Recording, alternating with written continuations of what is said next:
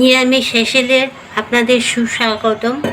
আমি আজকে নতুন একটা রেসিপি নিয়ে আসছি, বাঁধাকপিটা আমি আগের দিন রাত্রে কেটে নুন দিয়ে জলে ভিজিয়ে রেখেছিলাম ফ্রিজে, যাতে বাঁধাকপির একটা গন্ধ আছে সেটা নষ্ট হয়ে যায়। এখন আমি বড় বড় করে আলু কেটেছি, আলু, টমেটো, আদা এইগুলো লাগবে। এখন আমি আলুগুলো একটু ফ্রাই করে নেব। তেল দিয়ে দিলাম, 3 চামচের মতন তেল দিলাম। দিয়ে এবার আলু একটু সামান্য একটু নুন দিয়ে দেবো। তার কারণ হচ্ছে তেলগুলো ছিটায়, সেই জন্য অল্প একটু নুন দিলাম। দিয়ে আলুগুলো গরম হয়ে গেছে তেল, আলু দিয়ে দিলাম।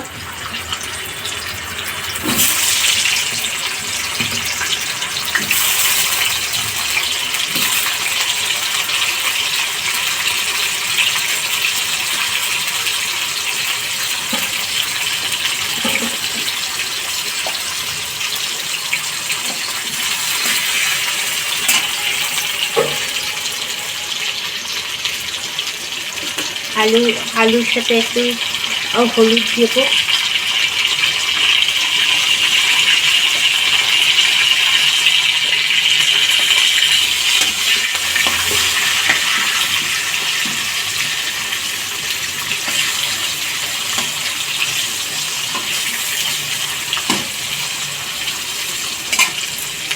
একটু পাঁচফোড়ন দিচ্ছি। এই যে ফোড়ন দিলাম। একটু নিউট্রেলা গরম জলে সিদ্ধ করে নিয়েছি, একটু দিয়ে দিলাম। 15-20টার মতন, বেশি দিলে ভালো লাগবে না, নিউট্রেলা হয়ে যাবে। 15-20টার মতন দিলাম। আপনারা একটু বাদাম ভেজে দিতে পারেন। একটু টমেটো,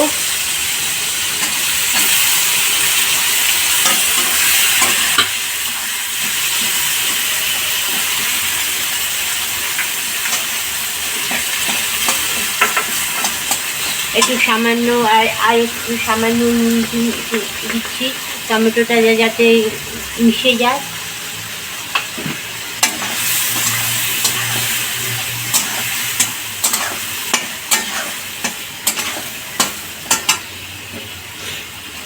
ভিডিওটা ভালো লাগলে আপনারা প্লিজ একটু সাবস্ক্রাইব করে দেবেন, বেল বাটনটা প্রেস করে দেবেন।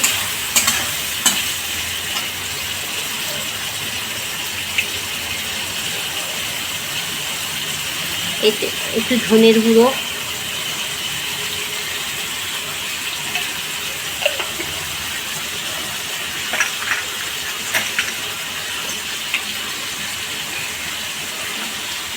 জিরের গুঁড়ো,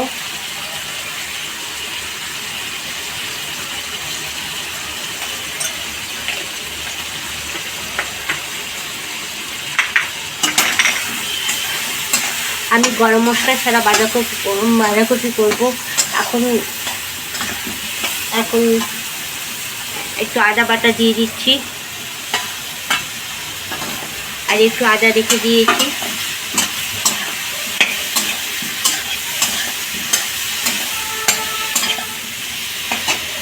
হলুদ,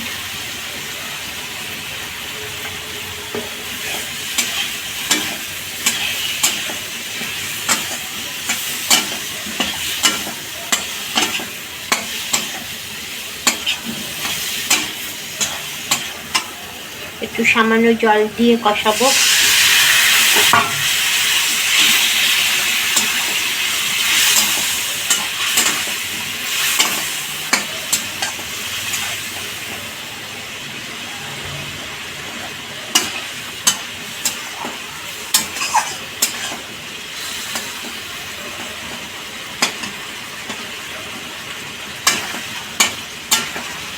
আপনারা মটরশুঁটিও দিয়ে করতে পারেন।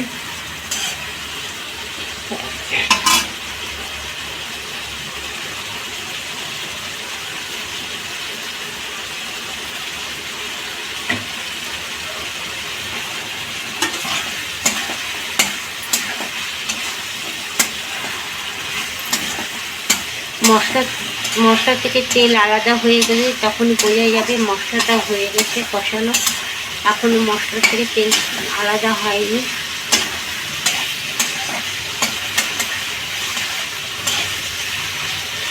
নুন দেওয়াতে দেখো টমেটোগুলো কি সুন্দর মিশে গেছে দেখুন।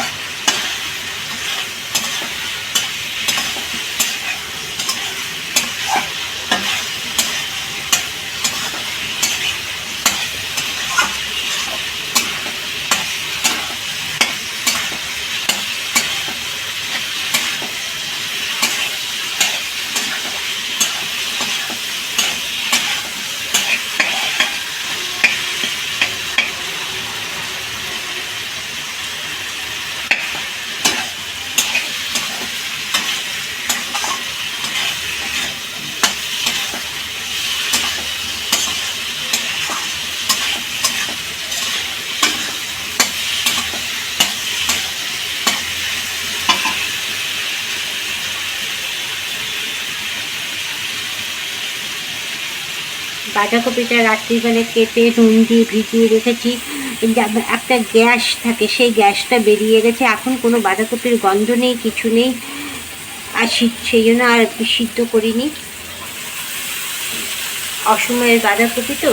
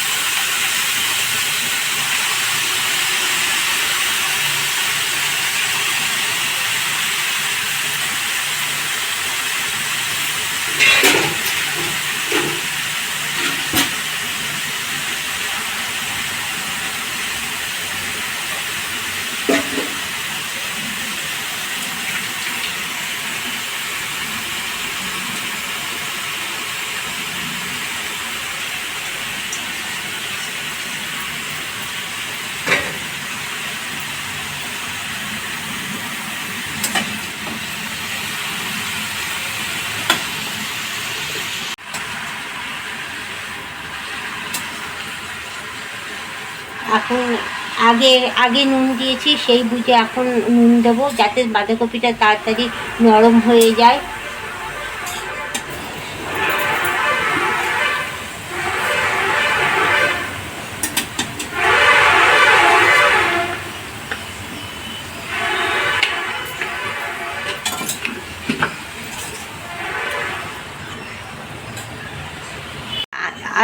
আদা একটু দিয়ে দেবো এখন, বাকি আদাটা এখন দিয়ে দেবো।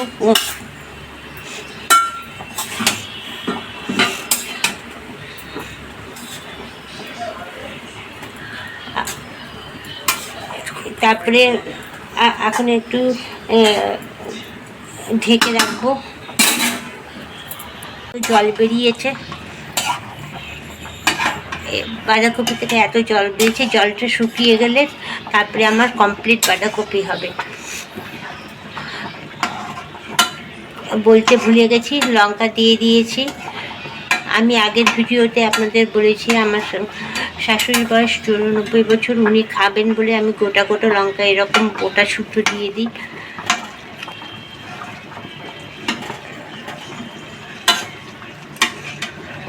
এরকম গোটা শুদ্ধ লঙ্কা দিয়ে দিই যাতে ঝাল না হয়।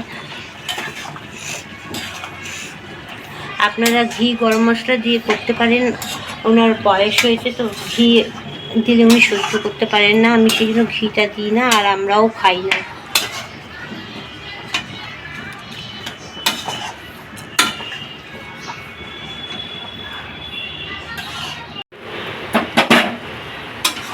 এখন বাঁধাকপিগুলো কীরকম সিদ্ধ হয়েছে।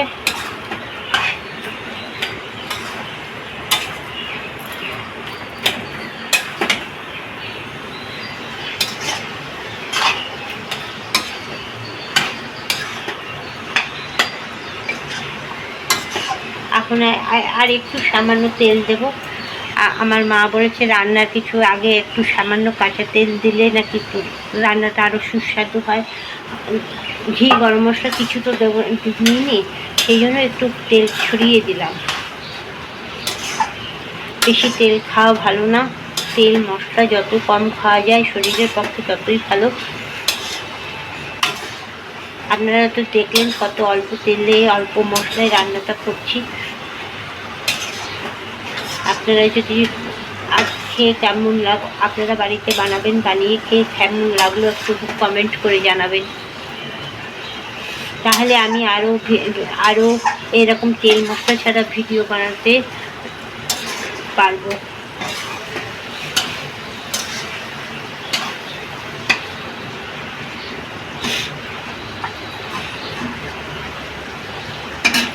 দিলে না তরকারিটা সিদ্ধ হতে চায় না। হ্যাঁ, এখন একটু মিষ্টি দেবো। নিরামিষ তরকারিটা একটু মিষ্টি মিষ্টি না হলে ভালো লাগে না। একটা কথা ভুলে গেছি, এই রেসিপিটা আমি শিখেছি আমার শাশুড়ির কাছ থেকে। উনি 1964 সাল থেকে নিরামিষ খায়। উনি এই রেসিপিটা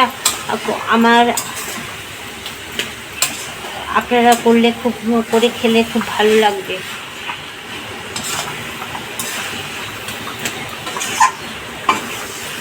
হয়ে এসছে, আর একটুখানি বাকি।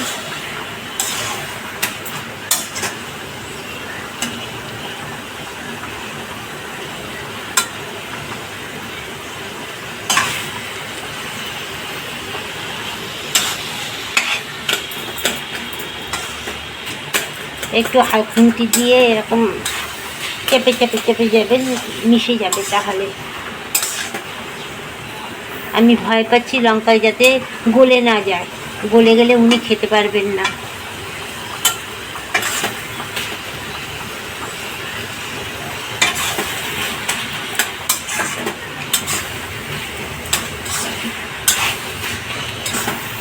এই দেখুন লঙ্কাগুলো সিদ্ধ হয়েছে কিন্তু গলেনি, লঙ্কাগুলো গলেনি, যেরকম লঙ্কা সেরকমই রয়েছে।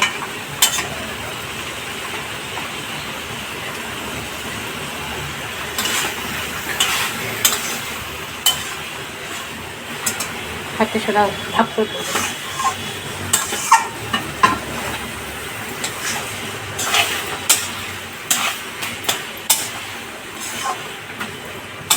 এখন একটু কেমন একটু জল জল আছে, আর একটু টানবে।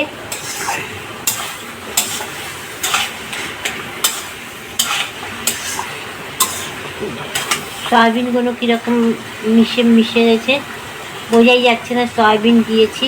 বাচ্চারা অনেক বাচ্চা বাঁধাকপি খেতে চায় না, এই সয়াবিন দিয়ে দিলে বাঁধাকপিটা অন্যরকম টেস্ট হয়। যারা নিরামিষ খায়, নিরামিষ যারা খায় তাদের বাচ্চার খাওয়াতে অনেক কষ্ট হয়। এই বাঁধাকপি খাবো না, এই খাবো না, বাচ্চারা এরকম বায়না করতে থাকে। কিন্তু এইভাবে করলে বাচ্চারা খেয়ে নেবে।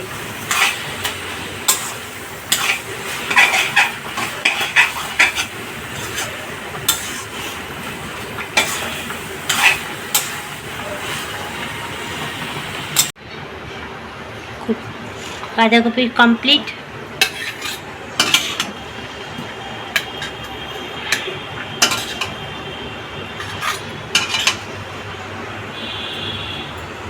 আজকের রেসিপিটা কেমন লাগলো